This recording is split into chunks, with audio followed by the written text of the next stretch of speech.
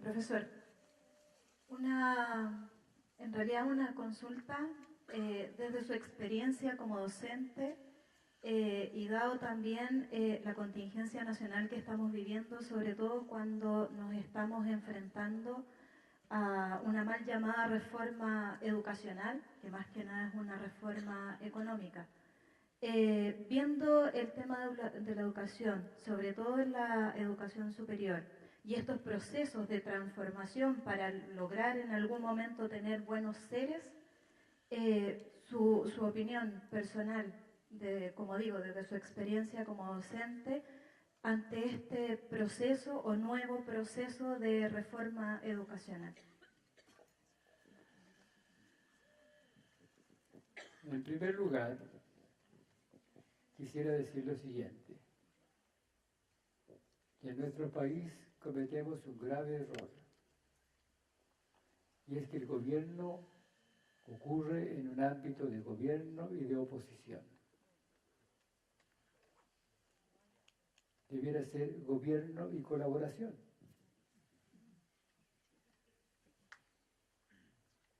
Porque si es oposición, mi tarea es oponerme.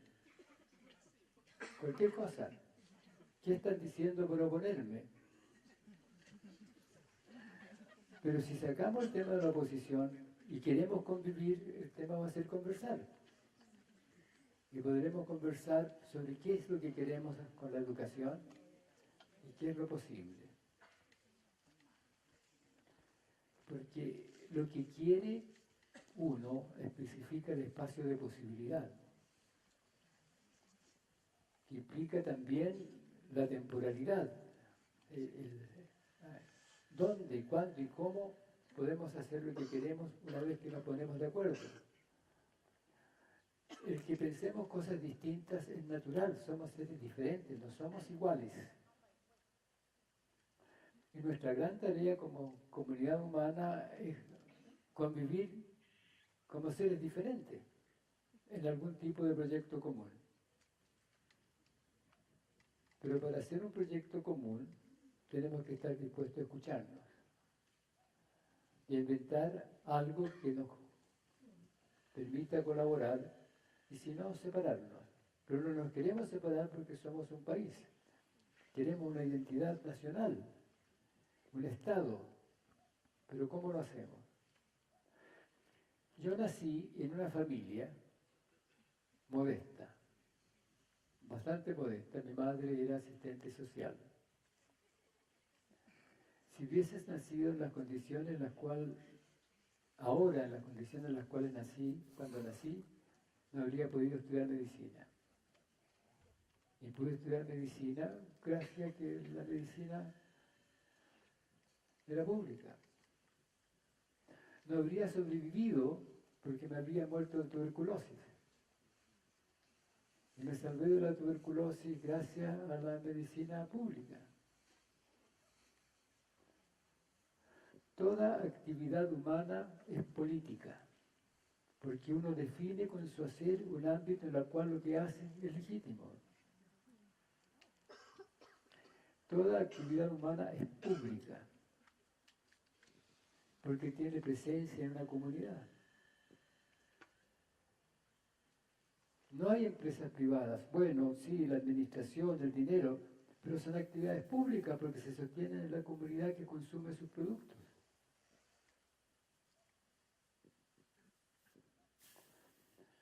Entonces, nuestra tarea fundamental es conversar y tener tiempo para conversar para poder hacer aquellas cosas que nos parecen importantes.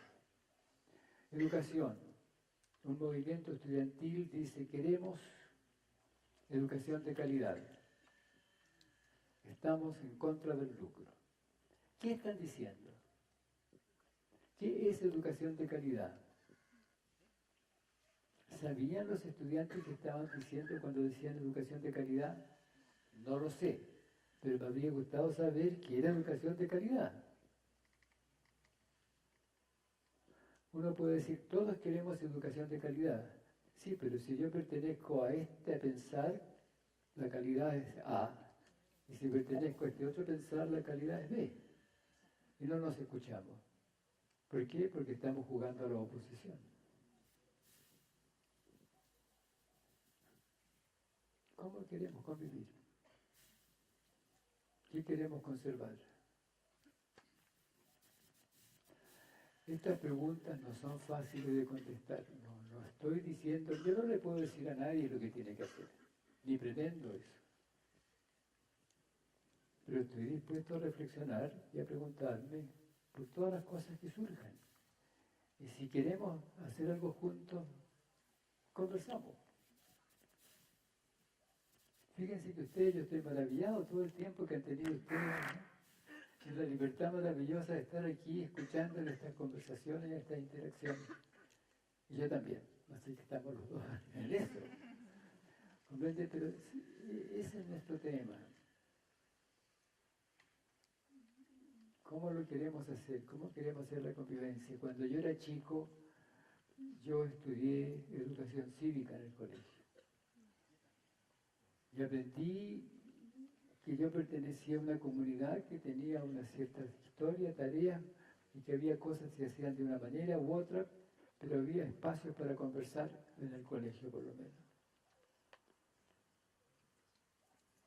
Pero el tema es, ¿queremos convivir? ¿Queremos coexistir? ¿Queremos ser democráticos? ¿Qué es la democracia? ¿Elecciones? ¿Cuál es el propósito de las elecciones? Si miramos la historia, el propósito de elegir por periodos limitados la asignación de responsabilidades administrativas en un Estado es evitar la tentación de la apropiación del poder. Porque la tentación de apropiarse de la relación de poder es terrible. Entonces evitémosla haciendo la asignación de responsabilidades periódicas. Pero cuando hablamos de democracia hablamos de otra cosa. Ese es un instrumento. Hablamos de convivir en un proyecto de convivencia común. En el mutuo respeto, en la colaboración, en la ética social, en la equidad, en el conversar y el reflexionar. ¿Y cómo se hace eso? Haciéndolo. ¿Sí? Tengo el micrófono. Me parece que cuando plantea esta respuesta de cómo queremos la educación o cómo queremos convivir, de por sí ya está planteando una respuesta a la misma, porque en el fondo, si la pregunta viene de un nosotros, la respuesta tiene que ir apuntada también a nosotros. Entonces, si la pregunta es, como Chile, ¿qué educación quiere?, tendría que ser una educación que sea para todos. Porque el que le está preguntando, si la pregunta la hacemos todos, la respuesta inevitablemente tiene que ser una educación que le sirva a todos. Y claramente en este momento esa educación no existe, por lo tanto... ¿Existe o no existe? No, No según existe. yo no existe. Ya. De hecho, se lo he preguntado a los estudiantes si ellos creen que la educación es para ellos y ellos creen que no. Y por lo tanto, yo les creo bastante cuando ellos me dicen eso. Cuando usted hace esa pregunta, por lo tanto, creo que se está respondiendo por sí solo. ¿Cómo queremos la educación? Yo estoy, sin duda, yo estoy respondiendo con lo que digo. Si yo no niego eso. Pero yo no he hecho explícito lo que yo quiero. Pero si vamos a convivir, es muy simple. Si no queremos convivir, separémonos. Pero si por algún motivo u otro queremos convivir, porque tenemos un espacio ocupamos espacios que se entrecruzan, entonces conversemos. Si tengo un problema de límite con un vecino, que me pasó cuando con mi señora compramos una casa. El vecino me decía, la reja está corrida, debería estar medio metro más para acá. Y conversamos y el resultado fue que corrimos la reja medio metro para acá como él quería.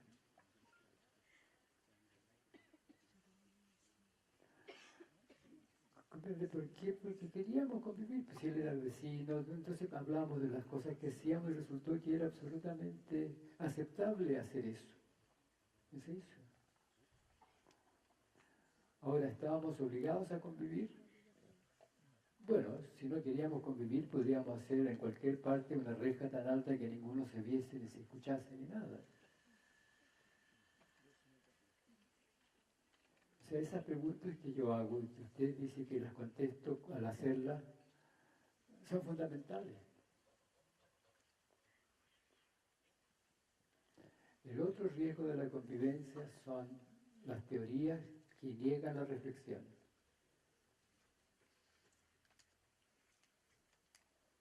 Les voy a decir, pues yo creo que tal vez sea el momento de los tiempos, no lo sé, pero quiero poner mi cuello en la guillotina.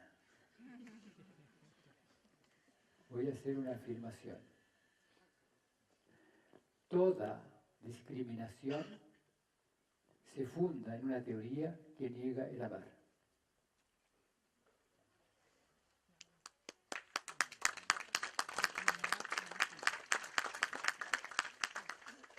Piénsenlo. Cualquiera, por color, por edad, por etnia, por conocimiento, toda discriminación se funda en una teoría que niega el amar porque niega la reflexión con el otro, niega su presencia y su existencia. Cuando yo era chico, muchos de ustedes no habían nacido, yo tengo 87 años, así que yo cuando tenía 6 o 7 años iba con la mamá, hace 80 años, y había niñitos de la calle, niñitos del Mapocho.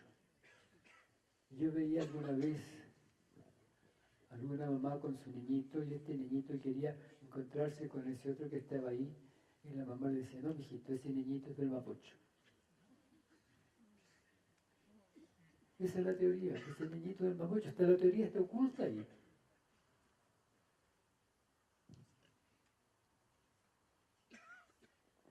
Discriminaciones por género, lo mismo, por religión. Es bien importante darse cuenta de eso, piensen si es cierto, y si piensan que no es cierto, me cortan la cabeza, no tengo ningún inconveniente.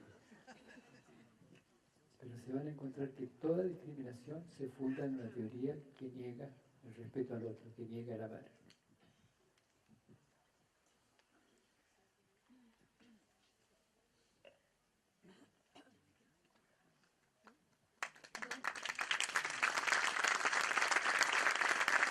Gracias. ¿Sí? ¿Y cuál sería el enemigo del amar y de la reflexión? ¿Cómo? ¿Cuál sería el enemigo de la reflexión? Una teoría. Pero claro, porque justificamos. Cada vez que uno justifica algo tiene un sistema conceptual desde donde lo hace. Y todo sistema conceptual, todo sistema racional, pongo mi cabecita en la guillotina, el cuello digamos más bien, se funda en premisas básicas aceptadas a priori, es decir, desde la emoción.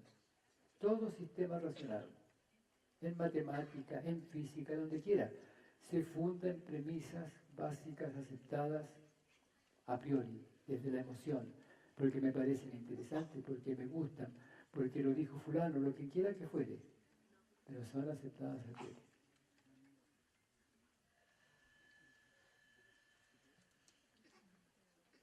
¿Quieren ustedes saber cuál es el fundamento desde donde Einstein generó la teoría de la relatividad especial?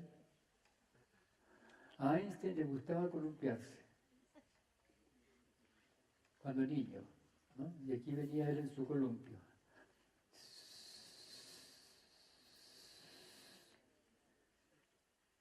y ahí había una piedra, y venía así.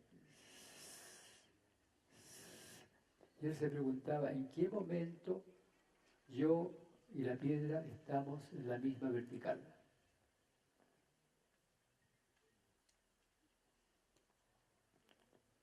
Y cuando era mayor, contestando esa pregunta, generó la teoría de la relatividad especial.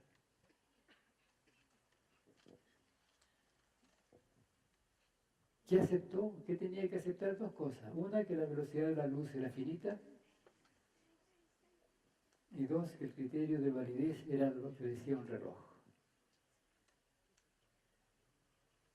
Y sigue las consecuencias de eso y sale la teoría de la relatividad especial. Pero tenía que aceptar. Si hubiese aceptado que la luz, la velocidad de la luz era infinita, no le habría salido la teoría de la relatividad. Así que recordemos eso. Sí. ¿Cuál es el problema? A la pregunta que le hacía a ella es que yo creo que la escuela chilena no nos enseña a amar, nos enseña a odiar y nos quita la infancia. Con este término que aprendimos ahora de que somos niños siempre, el sistema escolar chileno nos quita eso y a los niños no nos deja jugar y los racionaliza desde muy pequeños. Y eso ya está cooptado por ciertas personas que tienen ese poder. ¿Y qué hacemos todo el resto para generar cambios? Para generar cambios en nuestros nichos, pero para generar cambios un poco más masivos. Si ya hay un sistema que racionaliza a los niños desde, como decía el joven allá, los racionaliza desde muy chicos y los traiciona, como nos enseñaba ella. La escuela chilena traiciona a los niños. Bueno, pero ya, está bien. Revisemos la escuela chilena. Revisemos la escuela chilena, pues. ¿Ah? Bueno, pero revisémosla. ¿Comprende? Revisémosla. No digamos en la escuela chilena. Si la escuela chilena no hace lo que pensamos que debería hacer, propongamos revisarla. Y en vez de encontrarnos en un juego de oposiciones, encontrémonos en un juego de colaboración reflexiva.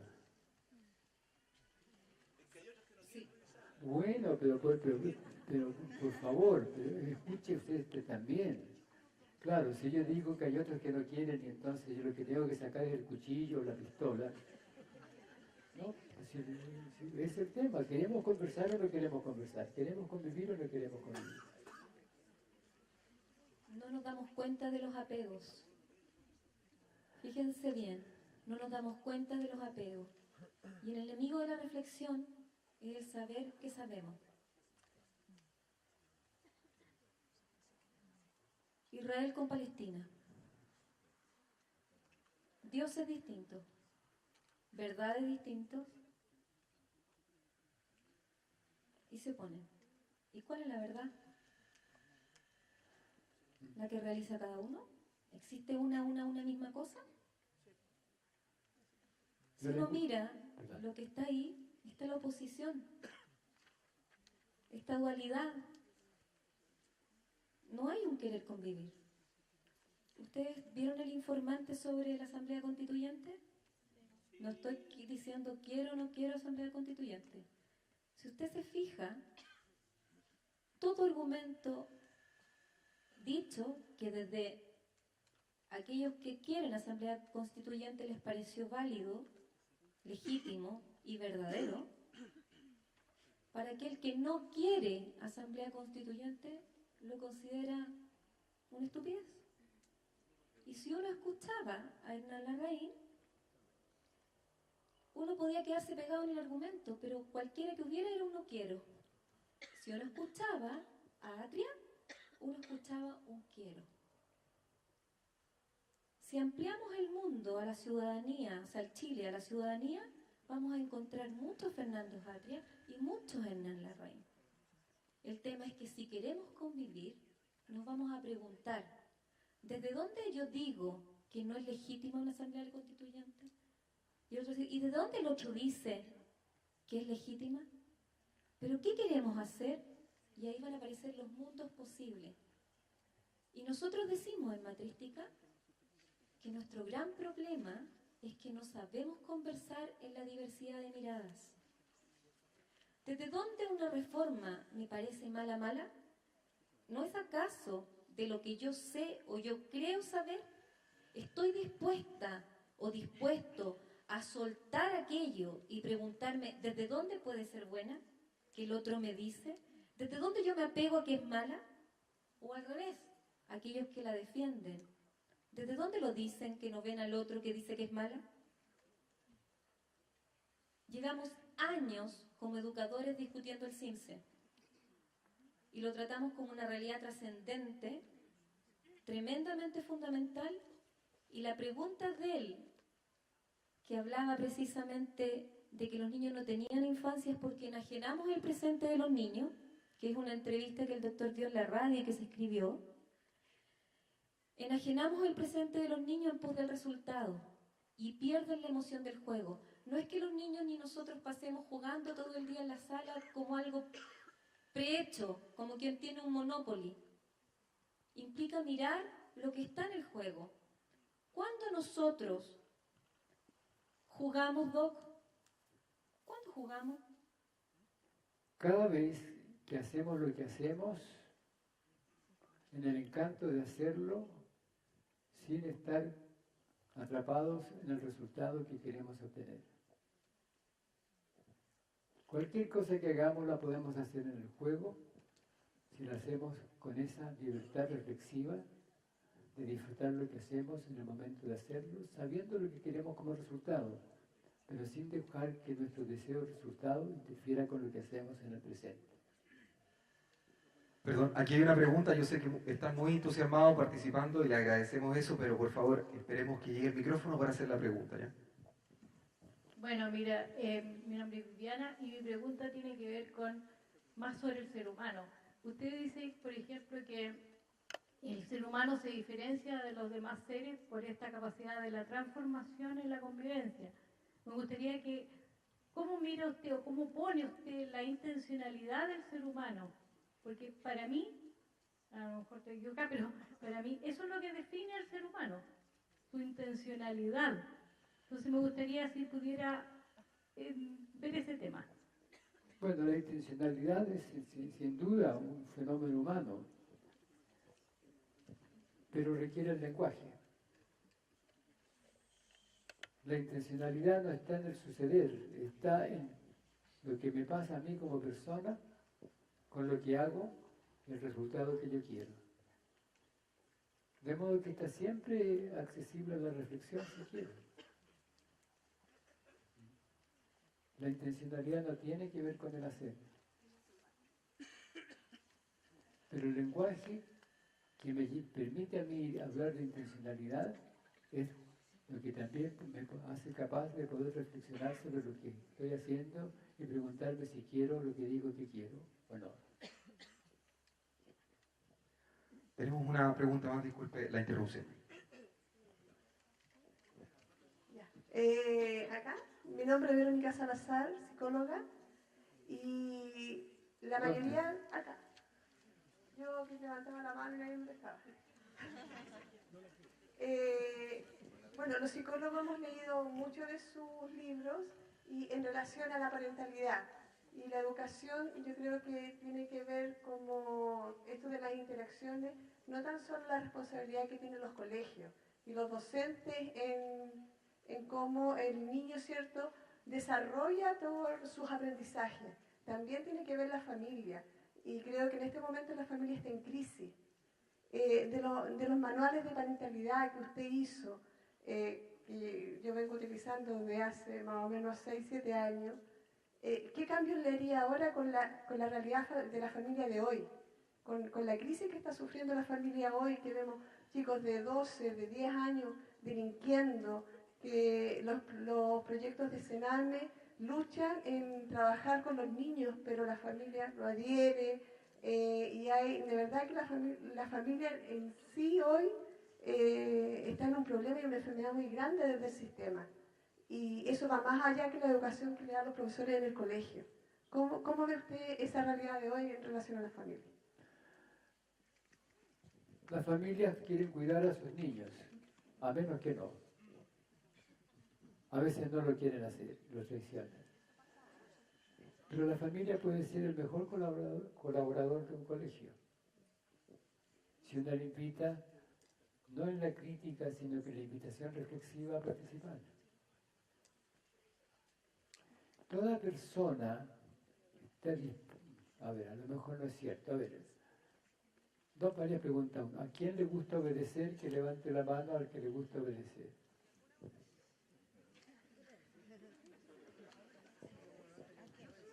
¿A quién le gusta colaborar? Que levante la mano a la persona a la cual le gusta colaborar.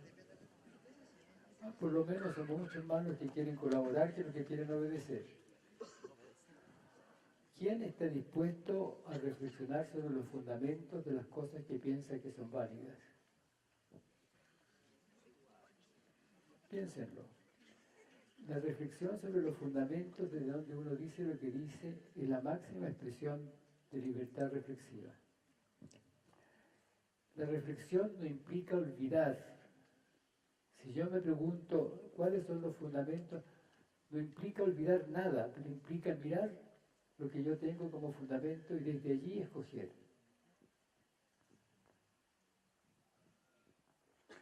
Entonces, si yo quiero que la familia participe, tengo que invitarla, porque va a estar dispuesta si es invitada, a menos que no quiera. Y si no quiere, va a tener alguna teoría o racionalización desde la cual no quiere. Y yo tengo que respetar eso por lo menos para abrir el espacio de pregunta. ¿Por qué piensa usted eso? ¿Desde dónde? Y a lo mejor me va a convencer de que en realidad estamos haciendo algo muy mal y que deberíamos revisarlo. Pero tenemos que abrir espacios para conversar. No dialogar. No es un juego de razones. El conversar es una apertura reflexiva.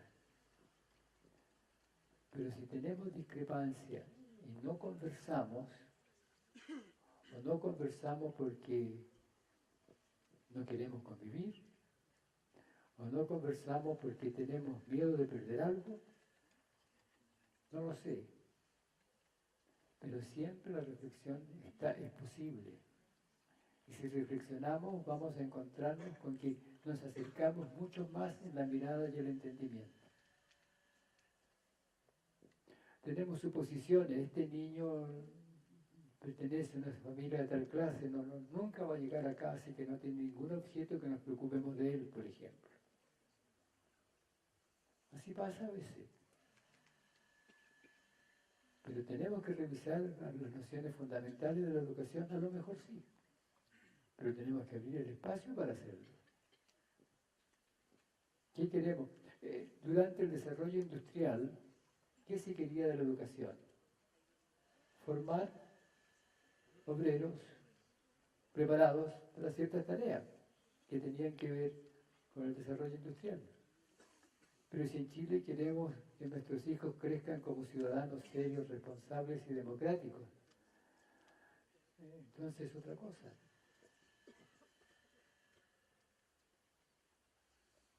Los jóvenes, iba a decir pero en fin,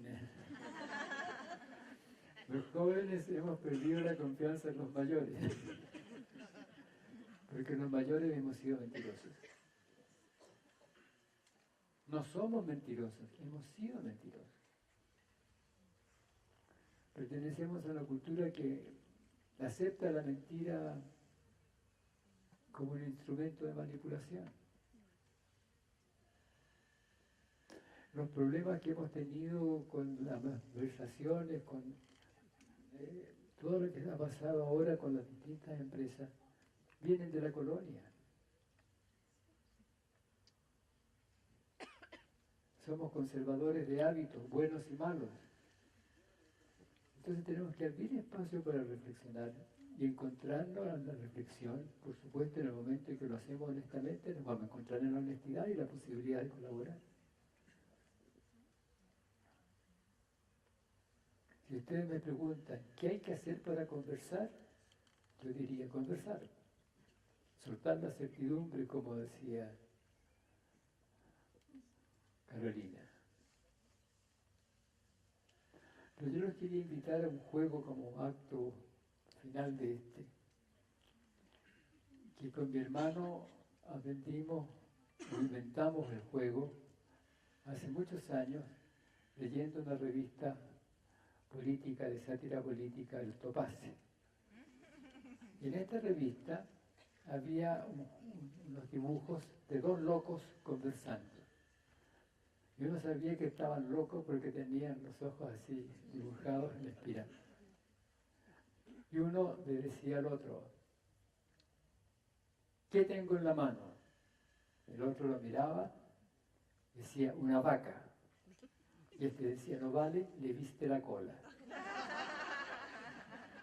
Y nosotros inventamos el juego de hacer verdadero lo que uno decía, lo que el otro le decía a uno que tenía en la mano. ¿Qué tengo aquí en la mano? Una locomotora, no vale, le viste el uva. A veces es bueno preguntarse desde dónde el otro dice lo que dice. Desde dónde el otro dice, piensa que lo que dice es válido. A lo mejor va a resultar interesante, pero es un juego.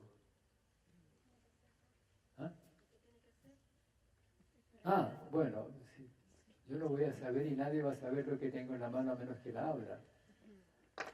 Pero muchas veces uno tiene miedo a perder lo que tiene y entonces no mira.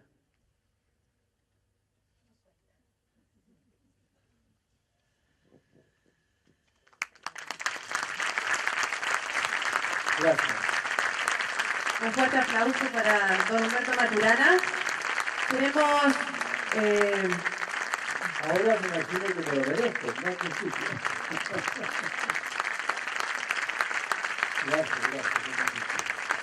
Queremos antes de terminar, don Humberto, que no se mueva del escenario porque el alcalde don Adolfo Cerón y también el presidente de los CORES de la región de O'Higgins, don Fernando Verdugo, le van a entregar un presente para que nos recuerde. Oiga, pero qué maravilla. Muchas gracias. Muchas gracias.